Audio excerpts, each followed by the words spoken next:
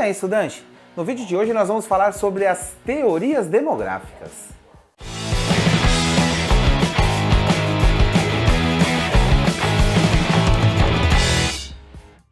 Antes de eu começar a falar sobre as teorias demográficas, eu gostaria de pedir que vocês assinassem a lista de presença dando um curtir no nosso vídeo. Pois afinal, o aluno que não assina a lista de presença, ele não passa de ano, e muito menos o Enem, hein? Entendeu, velho? Entendeu, mano? Os índices de crescimento populacional, eles são há muito tempo alvo de estudos e preocupações por parte de demógrafos, geógrafos, sociólogos e economistas. Há, assim, diversos estudos e apontamentos sobre o crescimento, a diminuição e a estabilização dos quantitativos populacionais em todo o mundo. Para explicar isso de uma forma mais sistemática, essas dinâmicas elas vão apresentar as teorias demográficas. A primeira das teorias demográficas, ou a mais conhecida entre elas, ela foi elaborada por Thomas Malthus, um pastor protestante e economista inglês, que em 1798 ele publicou uma obra chamada Ensaio sobre o Princípio da População. O seu trabalho refletia, de uma certa forma, as preocupações de sua época, e é preciso melhor entender o contexto histórico sobre o qual as premissas malthusianas elas foram elaboradas. A Inglaterra, no século XVIII, havia iniciado seu processo de revolução industrial, um vídeo que nós temos aqui no nosso canal, e eu vou deixar no card acima, tá? Que contribuiu para um rápido crescimento das populações das cidades industrializadas, como por exemplo, Londres.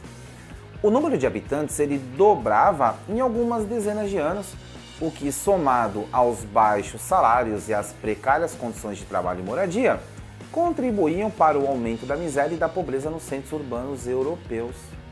Diante disso, Malthus, em sua teoria demográfica, considerou que os problemas sociais estavam relacionados ao excesso de população nos espaços das cidades.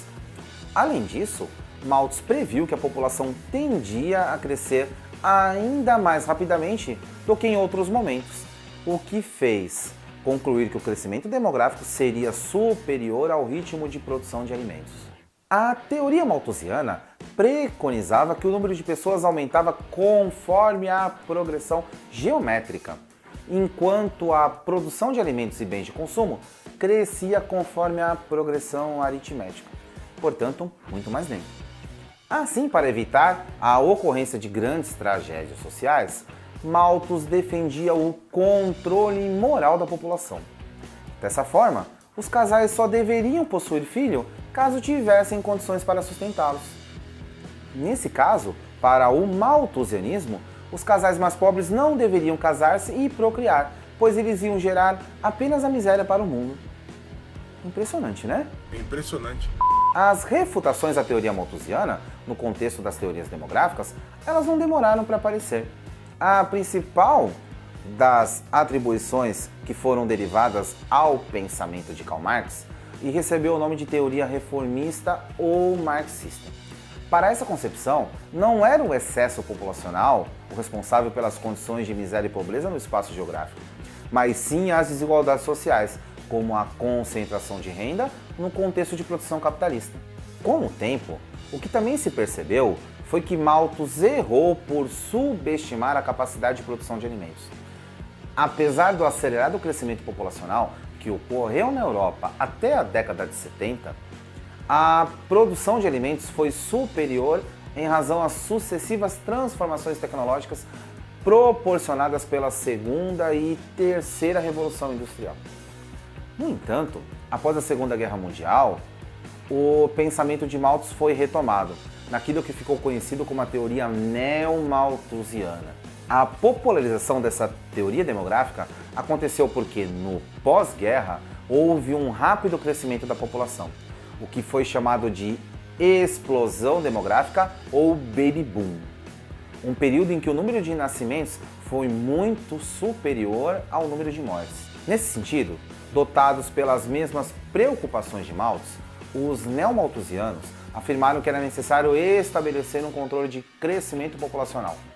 No entanto, diferentemente do malthusianismo, O neomalthusianismo ele defendia o uso de métodos contraceptivos, o que não era preconizado anteriormente em função da formação religiosa de Malthus. Com isso, os neomalthusianistas foram amplamente adotados como política de governo por parte de inúmeros países, incluindo aqui o Brasil, que passaram a estabelecer políticas de controle sobre o aumento de seus habitantes. No entanto, uma nova teoria surgiu para diagnosticar o erro do neomalthusianismo, a teoria de transição demográfica, que acusa os neomalthusianos de não considerarem o contexto histórico e social relacionado aos fatores demográficos. Em geral, as populações tendem a crescer à medida que as condições sociais melhoram e o número de mortes diminui, elevando o crescimento vegetativo.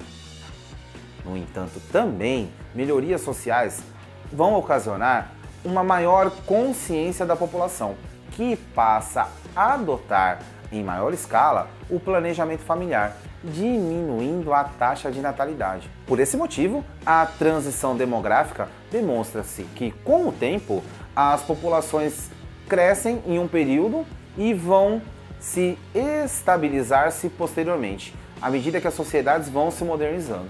Atualmente, na Europa e em muitos países desenvolvidos, o problema é justamente o contrário imaginado por Malthus: o baixo crescimento vegetativo.